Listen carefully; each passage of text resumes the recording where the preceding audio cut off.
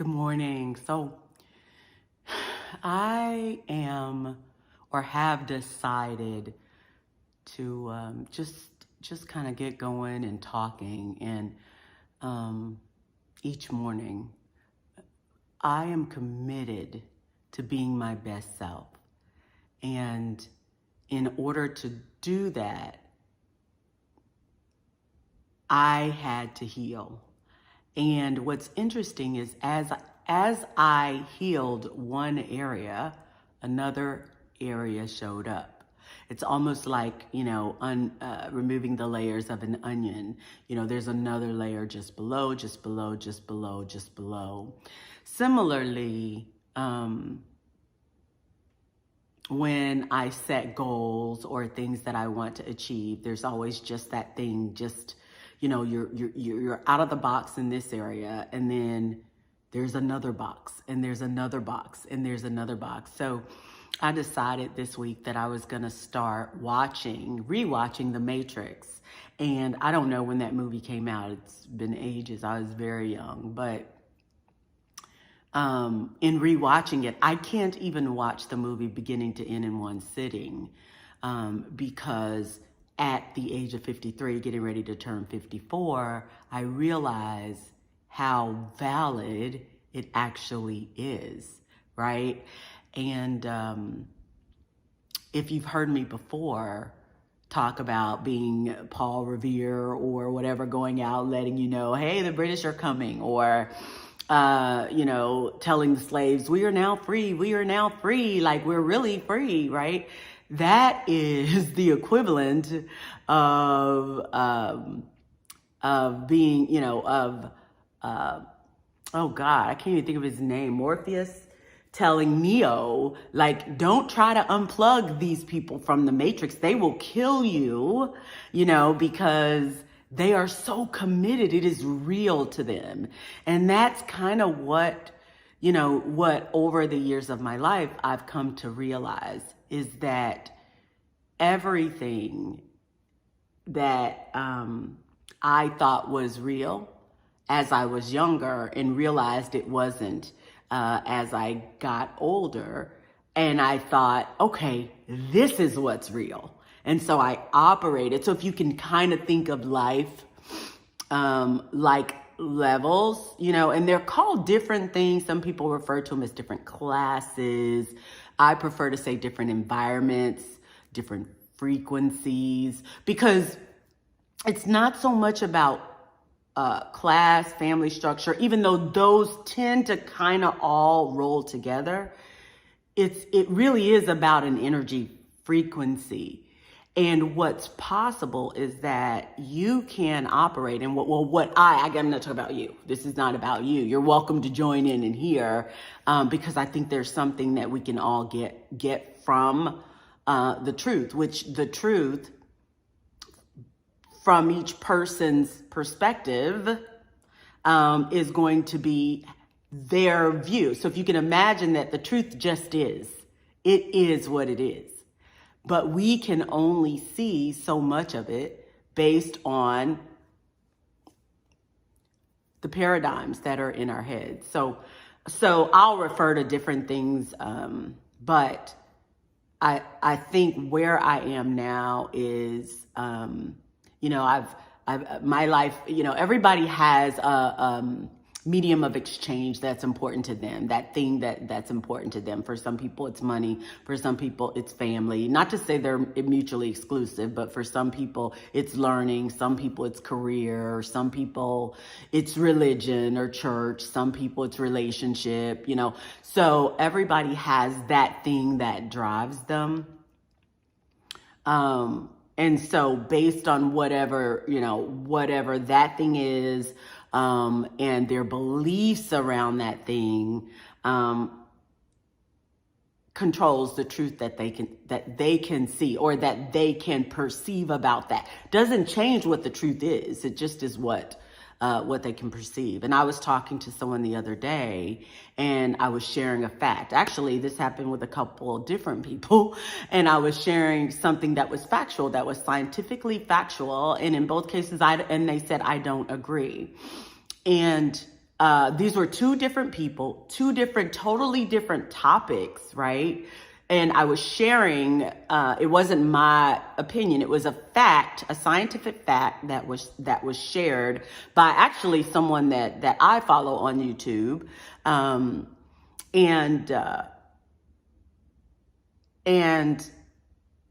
the fact is just a fact. It is what it is. And it was about a difference between, well, in one case, it was a difference between men and women.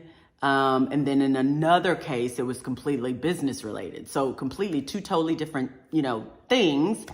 And in both cases, the responses were, I don't agree. And so I guess today, where I want to go with this is agreements, because agreements are key to the life that we experience.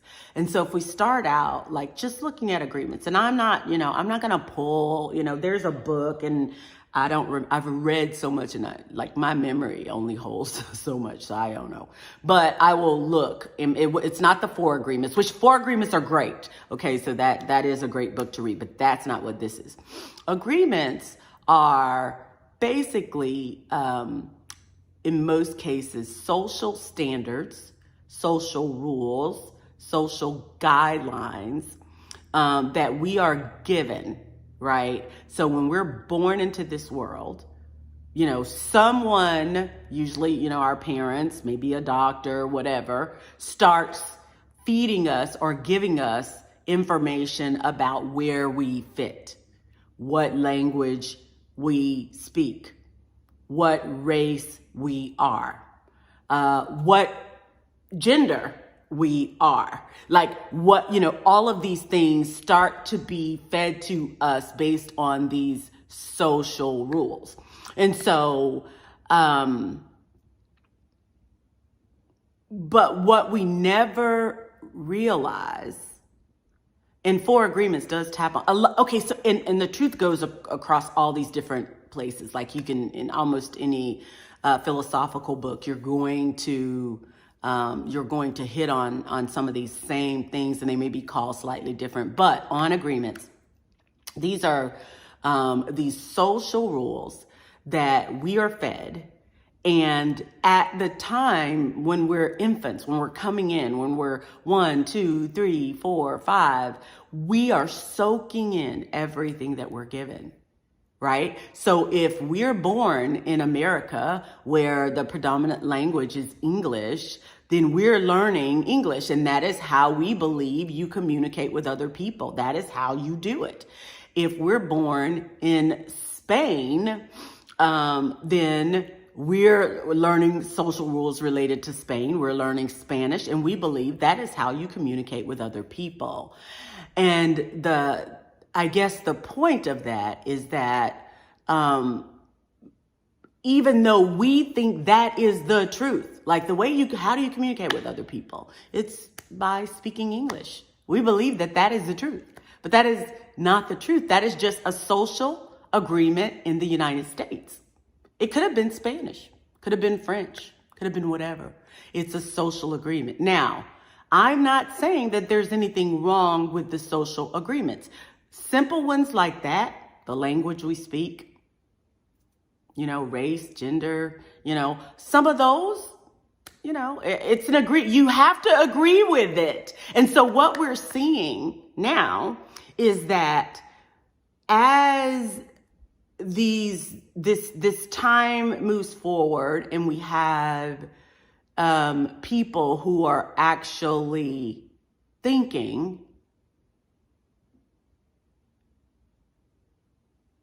and I know that's weird to say, but I grew up with people, and a generation that I'm Gen X, but let's say baby boomers, that generation, few and far between would you find actual thinkers, right? They took on social agreements, and then this is not all, and it's never all, right? But in general, categorically speaking, there were these social agreements. What happens in this house stays in this house, or women's place is really to support the husband, and the husband is the head of the house, and this house is going to go to church. These are all agreements that in some cases, and this can be culturally specific, this can be area geographically specific, this can be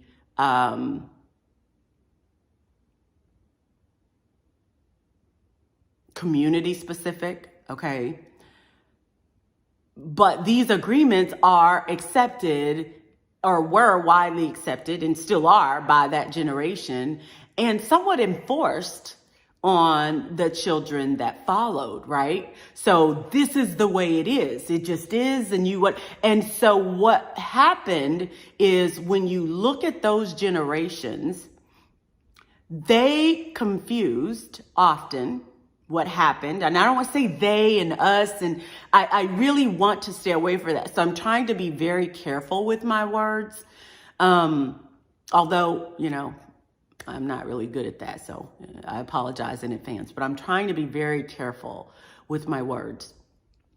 But in a lot of cases, they confused agreements with the truth. They confuse agreement with truth. And so if it is a social rule, a social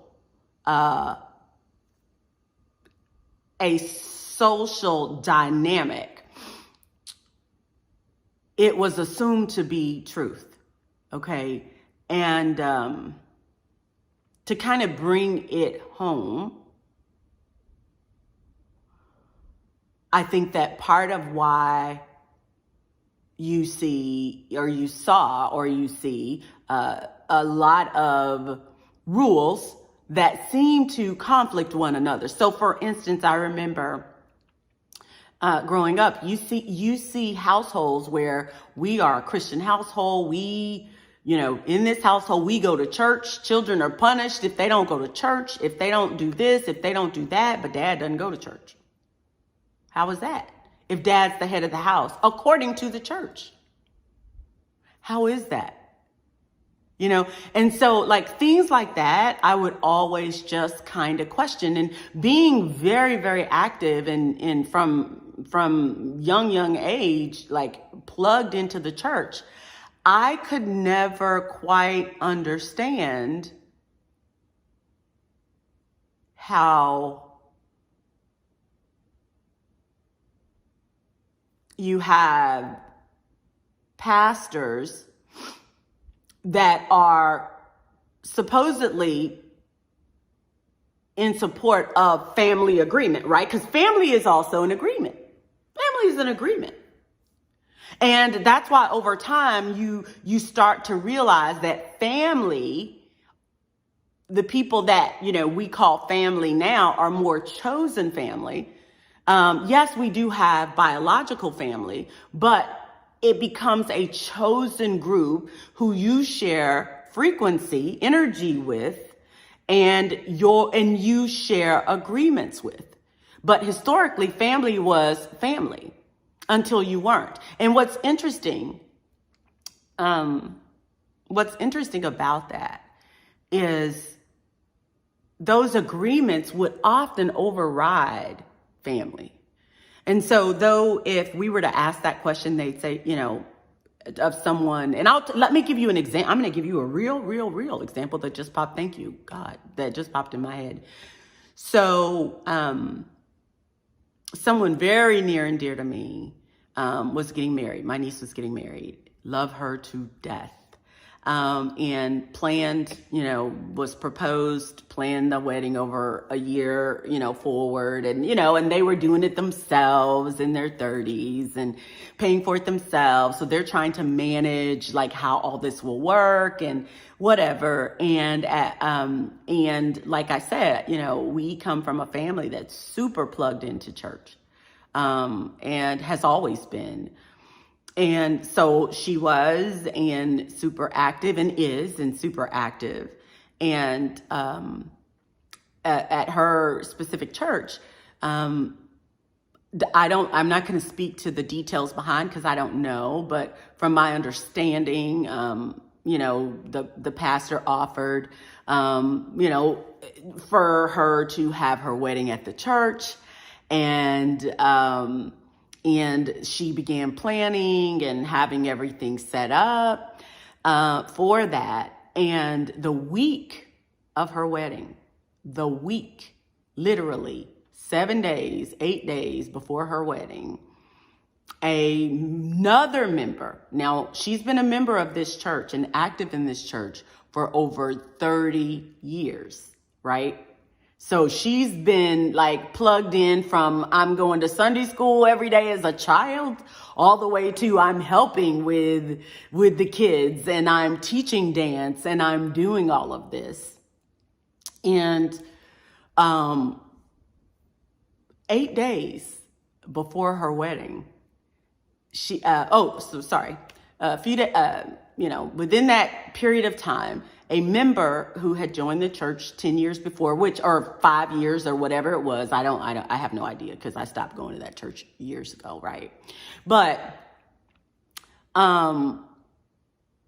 passed away, which is sad, okay? It's sad for the people who are sad that he passed away. Let me say that. Because again, that's another agreement. Whether it's sad or not is an agreement and is one of the biggest places that we conflict. Because for the church to be that sad and that grief-stricken when someone goes to heaven that you've been preaching and they've been giving you 10% every Sunday, they've been paying in tithes and in time and in commitment and in service to the church for free and all of these things, right?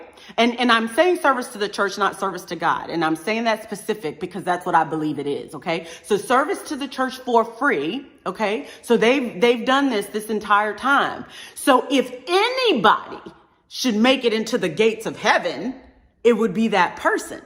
So if anybody should be dancing as a result of that death, it should be the people who saw what they gave, what he gave, all that he gave, and should know that he is being celebrated in heaven right now.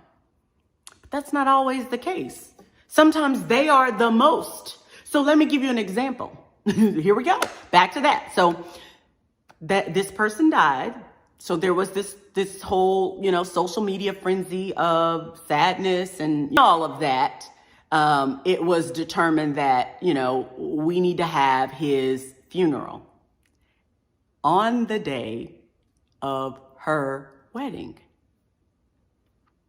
Okay, so these are all agreements, right? These are agreements. Like, so based on, we're talking about agreements. So based on agreements, and this is going to be personal for every person, so I can't say. But based on your agreements, what's more, I hate to say more important because they really don't compare. To each family member, each thing is important. I mean, it's just that. But based on social agreements, integrity, character, you're the pastor and you stand behind your word. You're showing everybody in this congregation, all 30 people, that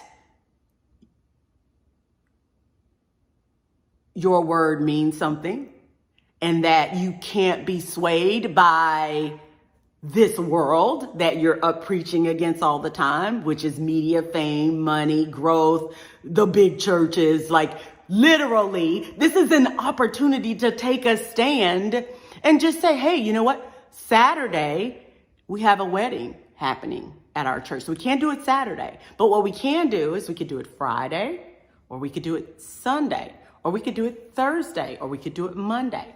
But instead, he called and said, hey, we need to reschedule your wedding. Who does that? Now, I'm sharing this without emotion. I intentionally. And to be honest,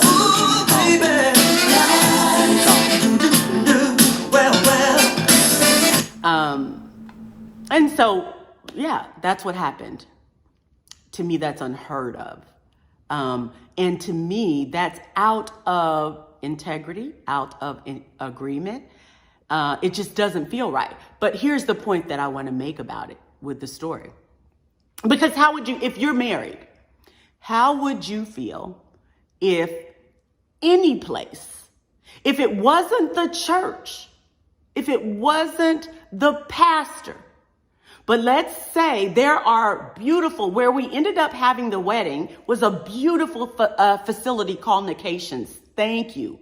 It was the most beautiful wedding ever because God is good, right? But here's the thing.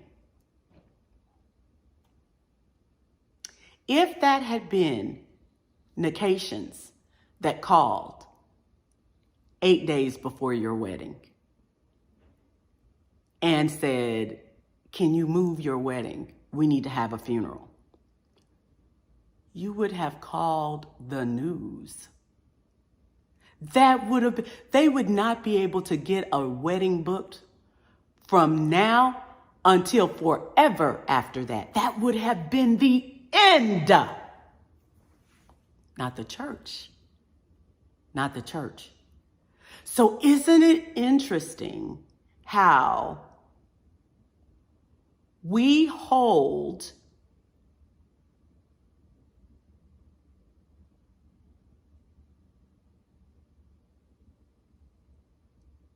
the church less accountable, the pastor less accountable than we would someone off the street, just a general business owner? You know, crossing that over to anything else. If a general business owner disappointed you, did not provide the service, did not told you this and then changed their mind a week before, that shows up. It shows up in who you tell, it shows up in, but not the church and not the pastor. So it's just things to think about. So but here's the point. We're on agreements. That is an agreement. That's an agreement. It's an agreement to say, I am going to accept, not ACCEPT, accept, but EXCEPT, accept. I'm going to make an exception for this person or this entity, well, this person who represents this entity, who gets up, sets rules, sets religious practices that I give a portion of my salary to based on his integrity, based on his words, based on all that he is putting forward. And I'm going to make an exception for bad behavior or dishonesty. Intentional or unintentional, it's still dishonesty. It's still out of alignment, unintentional or intentional, right? Forgiveness is a thing, but you can't forgive someone for apologizing for something else. Like that they're not even asking for forgiveness for what they did, right? So let me take this forward. So here we go. This has happened. And it at some point, let me just say this. So now I'm sharing this without emotion. And to be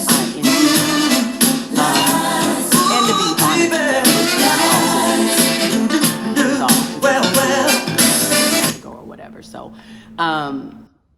And so, yeah, that's what happened. I call, oh boy, this can go.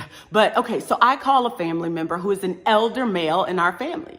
And here this is all going to come, this is all coming to agreements. And I am going somewhere, but it's going to take me a long time to get there. Because if I get there today, yeah, it would unplug you from everything. I can't get there today. It may be months. So you don't have to listen. I don't care, because who's supposed to listen is going to hear this. God has given me what I'm supposed to give and what I'm supposed to put out. And that's what I'm going to do. And so if it's just me and this dang on camera, that's who's going to get it. Okay, so we're back to agreements. We're talking about agreements. So we have accepted this whole entity. So this entity is accepted from social rules. You don't have to be committed. You don't have to have character. You don't have to have integrity, which means integrity is not morals. Integrity is belief, words, and actions all aligning. Belief, words, actions all aligning. Belief, words, actions all align. That's integrity. Okay? So we're accepting this entity from integrity. This is just one. I could give hundreds. No, maybe not hundreds. That might be. I think I could, but I don't have time. I could definitely give tens of 30, 40, 50. I could give a lot of areas where I've seen this happen in just this specific entity, not other ones. It happens in corporate, it happens in other areas. But the reason I'm talking and using the church in this case as the example is that we are not going every Sunday and giving a portion of our income to corporations. We're not going every Wednesday and dedicating our time to corporations per se, right? For free. We're not doing that. Because we get paid to do what we do for corporations.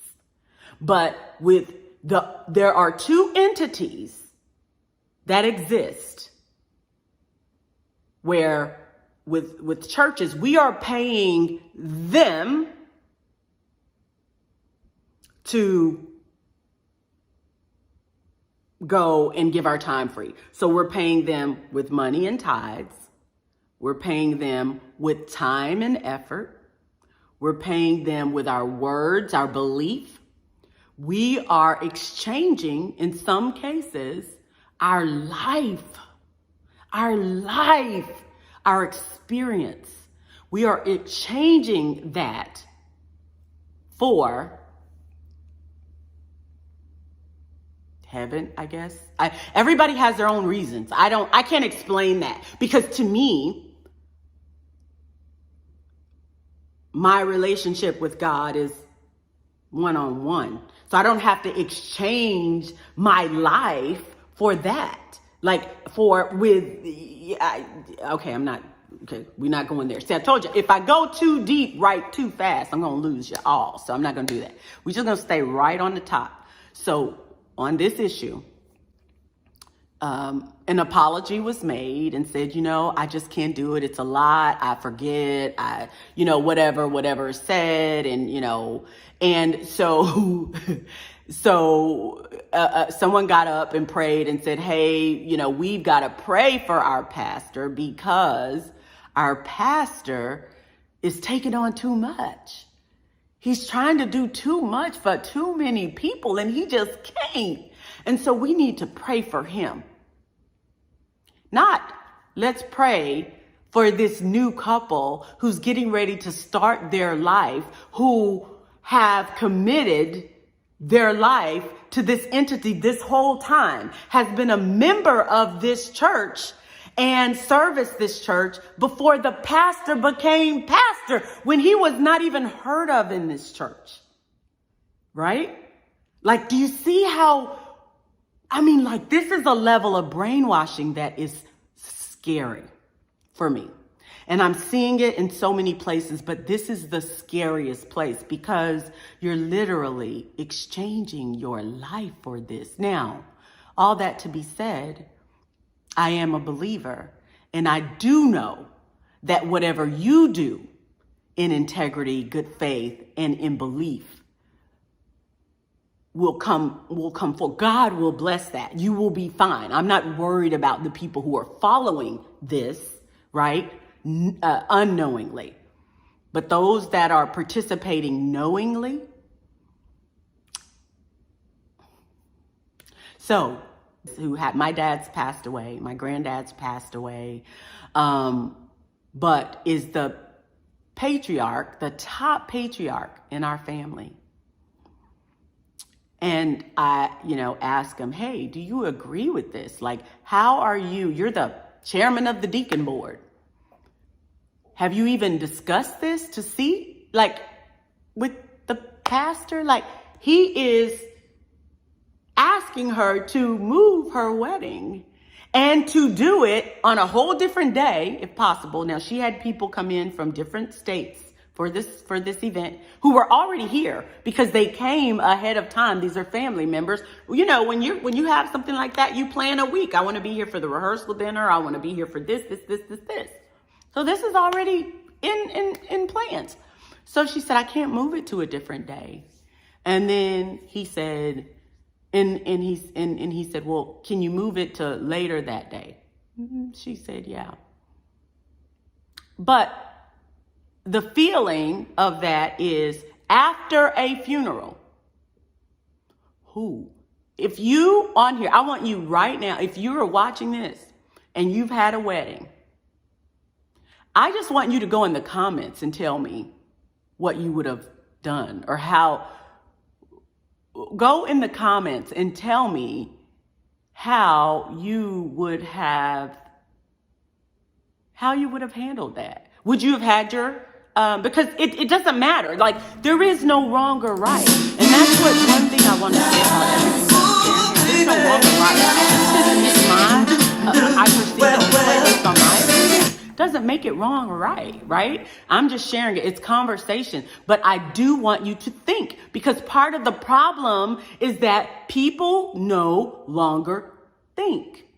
They just operate based on these agreements that they formed in childhood in most cases. And so in the case of my uncle, he said, no, I agree. I think he did the right thing. That's when I called him. Before the apology from the pastor in front of the whole congregation and all that happened. Now, I haven't talked to him since then. But before then, he was in full agreement with this. Full agreement. How? It is because you're not even thinking. The part of your brain that literally thinks, looks at all the circumstances and goes, okay, let's look at this and let's make an analysis. Let's do some analysis and let's make a assessment of what we're seeing. For many people, it's turned off. They are going through the motion. But what's driving the motion? Agreements. What they agree with. And so one of the things that, if you haven't done this before, I recommend that you do is go through your life and look at your life. And for every result you have today, where you live, who your circle is, how you treat your kids, whether they have to move out at 18 or whether they can stay till they're 58, like whatever those are, whatever is happening in your life in real time, because what we want to do is we want to go and see where we're starting from. Because the thing about agreements, they're invisible. They're blind spots for most of us, because most of us see them as truth.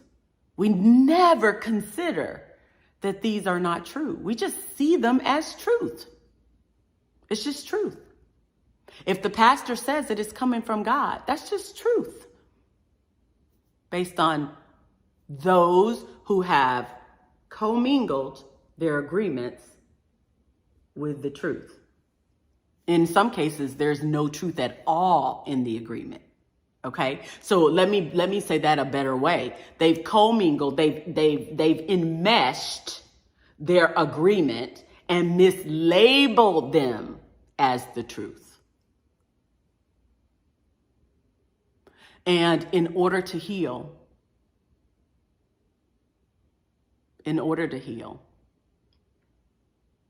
we've got to know where we're starting from.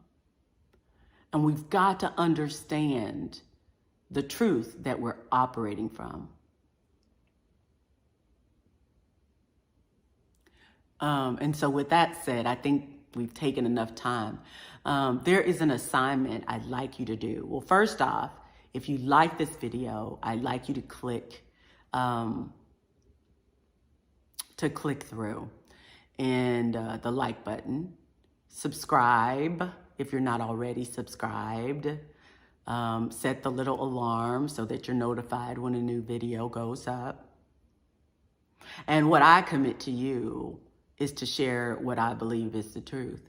And sometimes, because I am human, what I may share may be my opinion, right? Sometimes it may be my opinion. And when I rewatch the video, if I see that, I'll point that out. If you see that, point that out. Being careful to know that your opinion, that it's my opinion, is your opinion. Okay. So let's just say that. So but what I am sharing, in what is good about pointing it out and seeing it, is it's going to help you. The fact that you can say, hey, that's, I don't want to say that. I was going to say the fact that you can say that's your opinion is a sign that you're thinking, but no, it's not. Sometimes it's just an automatic reaction. So if you tell everybody that, oh yeah, that's just your opinion, that's just an automatic reaction. It's just a reflex. No different than if I hit you, you hit me back, or I hit you, you cry. Whatever that is that you do, I hit you, you run. Whatever that reflex is, it's just a reflex, right?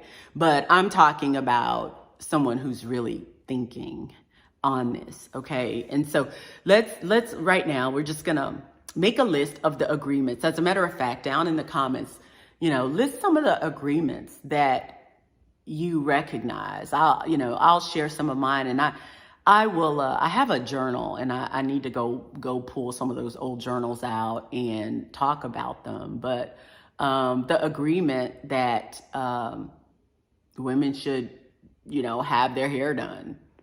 Women, should look, or people should look a certain way when they get on camera.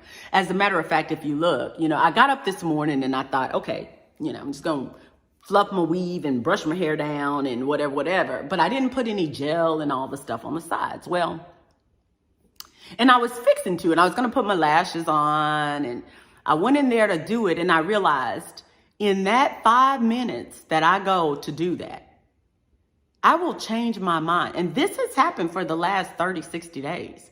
In that moment that I say, oh no, I need to change what I have on. I need to go put a bra on.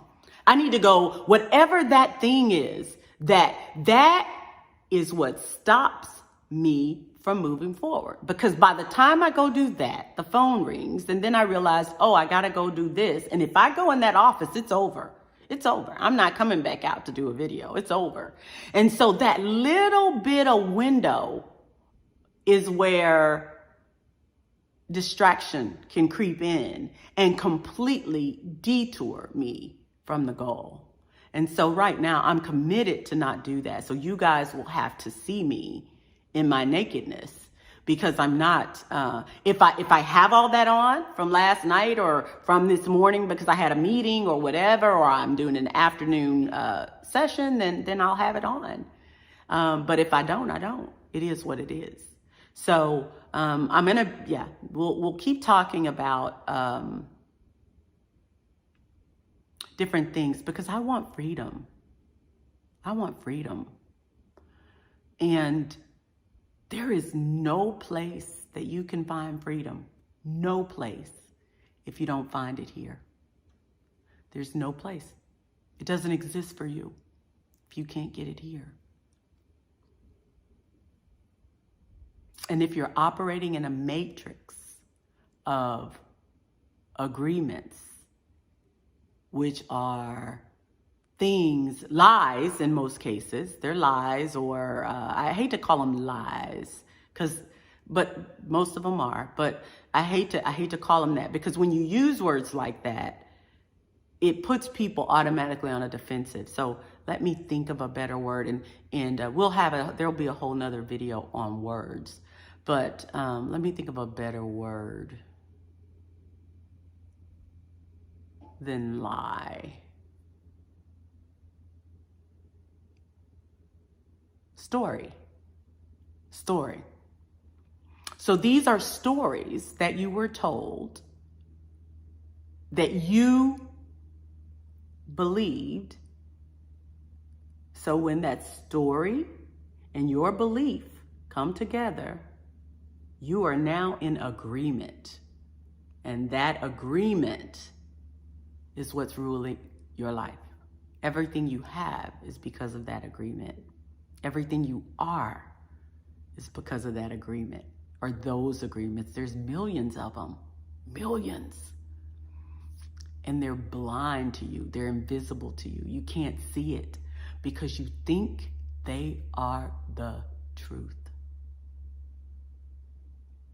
And if you're around people that also share the same agreements, right? So if you think about it, church, unless we agree, how can two walk together unless we agree in the church, right?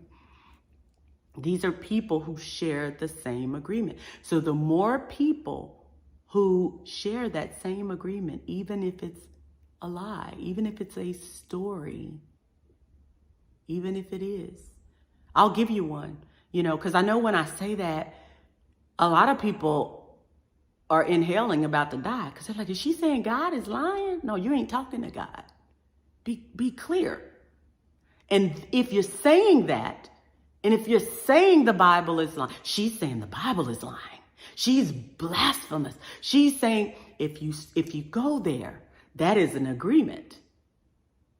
Because you have now agreed that the pastor is the Bible. You've now agreed that the building that you go to, that you call the church, I might not call that the church. The pastor's mistress, that they may call that the getaway spot. Like, and I'm not saying, this is not in reference to us, I don't know a pastor where that is the case. I don't. So, but I'm just, you see what I'm saying, where words can be tricky. People see things very different. Okay, people see things very different. So what I'm asking you to do is not drop any beliefs that you have. None. Because here's the thing, the truth will always be the truth. It always is. So if it always is, you going through and outlining agreements that you have surrounding it, surrounding any entity, the church, the family, your relationship, your children, challenging any of those things will not stop the truth from being the truth. What it's actually going to do is it's going to shave out all the trash, all the mold, all the grime and lime buildup from around the truth off, so that you get to that pure diamond of truth. That's what it's going to do. That's what I'm challenging you to do. So start listing your agreements, and I'm going to look in the comments. I'm going to look at the feedback. I'm going to check my DMs in my inbox, and I will come back and we'll keep having this conversation.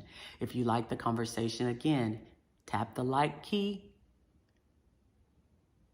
hit subscribe, hit the button, share it. Share it with someone, not that you think needs to, because it's not your business to think what somebody else needs to hear, right?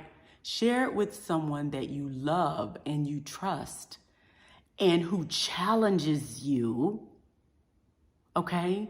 So that you guys can move forward and discuss this together. and determine whether you agree or not. It helps you to see who's around you, because your circle is key. That's another agreement. Your circle. And you can only rise as high as the highest frequency in your circle, in your environment. You can only rise as high as the highest frequency in your environment. So if you want to rise higher and you want to increase your frequency and go to another level, you might have to change your environment.